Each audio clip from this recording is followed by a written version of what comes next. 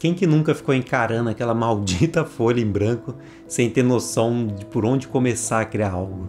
Muitas vezes você pensa que é falta de inspiração, mas não. Você está totalmente motivado, quer criar algo, mas não sai nada. Eu quero mostrar algumas técnicas que eu uso para evitar esse bloqueio criativo. Na verdade, a palavra certa não é nem técnica, é tentar entender melhor como que a criatividade funciona, porque às vezes, em certas circunstâncias, a gente é muito mais criativo. E entendendo isso, a gente consegue ter um controle maior para recriar esses ambientes favoráveis e te fazer ser muito mais criativo. E um pilar disso tudo é se colocar limites. Calma, eu já vou explicar melhor sobre isso. Para quem não me conhece, eu sou o Diogo Carneiro, sou cofundador e diretor criativo da Cadabra Games, também sou autor e ilustrador do livro A Ordem do IP Branco, Crônicas de Pantaican. E como eu sempre trabalhei nesse meio mais criativo, imagino que vocês também, a gente sempre ouve falar muito sobre bloqueio criativo. Mas eu sempre me perguntei, por que tem outras áreas que você não ouve falar muito de bloqueio criativo? Já ouviu algum médico, engenheiro ficar reclamando, eu estou em um bloqueio criativo hoje e não vou conseguir trabalhar. E algumas pessoas podem até questionar, dizendo que são áreas que você não precisa ter tanta criatividade. Mas eu já penso um pouco diferente aí. Eu acho que você pode sim ser criativo em qualquer área. E são esses profissionais criativos que se destacam de alguma forma, seja em qualquer área. Porque a criatividade, ela é a sua capacidade de resolver problemas de forma inovadora. E isso serve para qualquer profissão. O próprio dicionário fala que criatividade é a capacidade para criar, inventar, inovar, quer seja no campo artístico, no científico ou esportivo, etc. Eu estava conversando recentemente com um amigo e ele é engenheiro de produção. Então ele estrutura todas as fábricas, e são fábricas gigantes. Cria do zero o maquinário que vai ter nessas empresas. E eu perguntei para ele como que normalmente é o processo de criar essas fábricas, né? Ele me deu o exemplo de uma recicladora de pneus que ele atendeu recentemente. Disse que o cliente veio com um problema em que ele recebia os pneus inteiros, né? E precisava, da forma mais otimizada, de tempo, dinheiro, moer e separar os pedaços de pneus em um determinado tamanho, para ele poder revender, porque quem comprava dele só aceita um determinado tamanho de pneu. E ele contou de uma forma muito empolgada as soluções criativas que ele foi tendo durante o processo. Em momento algum ele ficou, tive bloqueio criativo. Ele deu detalhe de alguns problemas que foram surgindo com os pedaços que, por exemplo, não eram do tamanho certo e como que ele, de forma criativa, só mudou o layout ali da fábrica e conseguiu fazer com que os pedaços errados voltassem lá para a trituradora. Depois ainda tinha o problema do metal que tem no pneu. O pneu ele tem muito metal dentro dele. Então aí ele usou uma etapa, por exemplo, com imã para conseguir separar o metal da borracha, né? Era a forma mais prática e barata de se fazer isso. O principal ponto que eu quero chegar aqui é que normalmente essas outras profissões eles não começam com esse papel em branco, né? Que muitas das áreas criativas têm de ilustração, seja de poema, de escrever um livro, ou um filme, um script, qualquer coisa nesse sentido. Ou seja, eles não precisam ficar ali encarando aquele vazio, eles pulam essa etapa. Eles sempre têm um problema a ser resolvido. E esse problema envolve várias limitações também. E eu gosto muito de dizer que um grande pilar da criatividade é saber colocar limites. Quando você está com uma criatividade travada em uma página em branco, por exemplo, é porque você não tem um problema bem delimitado ali, dentro de um contexto que você precisa resolver. Uma mente criativa sempre está buscando algo para inovar. Se você não alimentá-la com problemas, ela fica entediada. Parece que vai totalmente contra o que a gente criou na mente, né?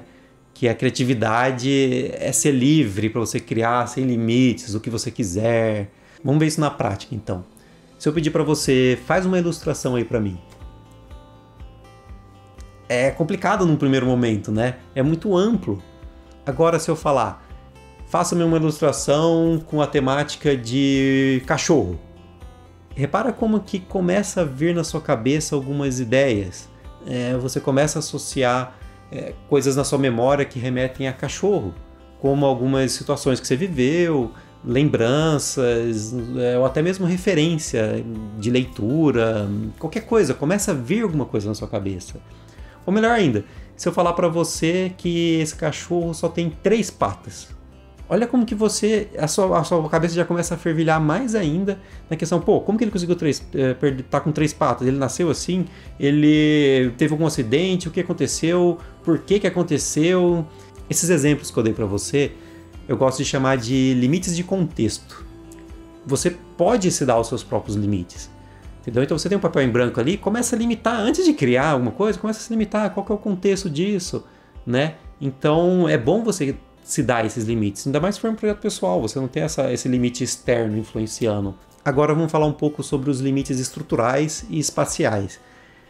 Para isso eu gosto de citar as estruturas de poemas. Vamos usar uma outra situação aqui, em que eu peço para você, escreva-me um poema. Como que a gente limita mais isso? Vamos primeiro usar o limite de contexto que a gente já conversou, seguindo o mesmo exemplo do cachorro aí. Porém, dessa vez, vamos adicionar esse limite estrutural também. Então, se eu falar para você, escreva-me um poema sobre o cachorro que perdeu a pata, porém em decassílabo, ou seja, em 10 sílabas poéticas. Pronto, seu cérebro já começa a fervilhar de novo, tentando achar a solução em como que ele vai expressar algo sobre um cachorro, com todas as suas lembranças e referências, que perdeu a pata e em tão poucas palavras, em 10 sílabas poéticas. E isso tudo são problemas a ser resolvido. Você vai ter que tomar uma decisão do que é mais importante, do que você vai ter que cortar, o que vai criar as melhores combinações de palavras para chegar nessa estrutura de 10 sílabas. Tá vendo como que só colocar alguns limites bem básicos a gente fez aqui? A cabeça já começa quase que a trabalhar sozinha. E aqui entra até um outro ponto interessante, que é isso do cérebro, ele é ótimo em preencher e completar coisas. Então, por isso que às vezes a gente vê, por exemplo, os desenhos nas nuvens, ou sabe, quando você anda pela casa de madrugada e assusta com uma cadeira que está com um casaco pendurado ali, pensando que é alguém, né? Ele é o seu cérebro tentando dar significado, completando aquela imagem, né? E você não fez esforço nenhum para imaginar aquilo. É quase que uma criatividade de graça, né? E seguindo essa ideia, eu reparei uma vez que toda vez que eu usava a pia do banheiro ali, ela tem uma pedra cheia daqueles padrões meio que de mármore, sabe? E eu sempre conseguia enxergar algumas imagens ali, sabe? Como se fossem umas nuvens. E isso uma vez me deu uma ideia, eu tinha que criar muitas criaturas. O que eu fiz? Eu peguei uma imagem de mármore, coloquei lá no programa que eu desenho, e comecei a procurar essas criaturas assim que o cérebro vai autocompletando, né? Você já ainda está condicionado ali no contexto de criatura. Foi muito interessante, gerou muito resultado. Então, assim, tente usar a seu favor essa questão do cérebro autocompletar e criar coisas quase que de forma sozinho, né? E aí entra também outra coisa interessante, que cada pessoa vê uma coisa, porque é uma experiência de cada um, a vivência de cada um, né? Você tem ali um subconsciente de memórias e tudo que vai te ajudar a ver certas coisas dentro dos limites impostos. E o último tipo de limite que você pode ter para ajudar na criatividade é o limite de recursos. Normalmente tempo e dinheiro. E ele é um limite que, assim, normalmente você tem ali um trabalho em que você é contratado, mas às vezes num trabalho pessoal você não tem esse limite, né? Você tá lá fazendo por fazer. Então, eu até ouvi um artista uma vez dizer, ele falou assim, se você tá travado, contrate-se. Porque quando você contrata alguém, você coloca ali um limite de prazo, e também você tem um orçamento específico e que pode começar a estourar, né, e dar ruim. Então você tem esses limites que você tem que, de uma forma criativa, conseguir produzir alguma coisa. E todos esses limites podem trabalhar juntos. E o mais importante é que você deve se dar esses limites. Não precisa que venha, como eu já comentei, uma pessoa de fora impor esses limites para você. No começo da Cadabra Games, a gente fez exatamente isso. Pegamos todos esses limites e jogamos na nossa cara, praticamente. De uma forma mais ampla, assim. Mas foi exatamente o que nos forçou a produzir e ter um resultado bacana, ter um produto final. Quando a gente iniciou a produção do nosso primeiro jogo, já no primeiro mês ali, não tinha nenhum personagem andando direito ainda. A gente chegou à conclusão de que precisávamos de um objetivo mais sólido. Senão a gente não ia chegar a lugar nenhum. A gente ia ficar ali criando aquela coisa que todo mundo sabe, né? Sem muito objetivo. E coincidiu que a gente viu um anúncio da BGS, a Brasil Game Show, que seria realizado dali uns 10 meses. E era uma das maiores feiras voltada para o público de games da época. O que a gente fez? Compramos um stand lá.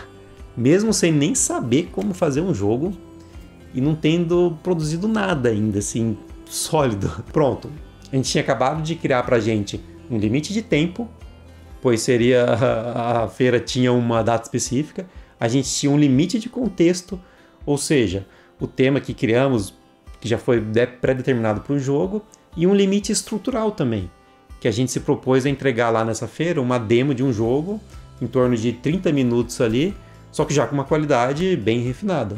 Se a gente não tivesse feito isso, eu nem sei se a gente estaria ali ainda dando braçada sem objetivo, sabe? Até hoje. E o resultado de colocar esses limites foi muito bom, porque apesar de não ter ficado perfeito, a gente recebeu muitos feedback dos jogadores lá. E assim que a gente voltou, adaptamos vários elementos do jogo e acabamos até ganhando o melhor jogo brasileiro naquele ano seguinte.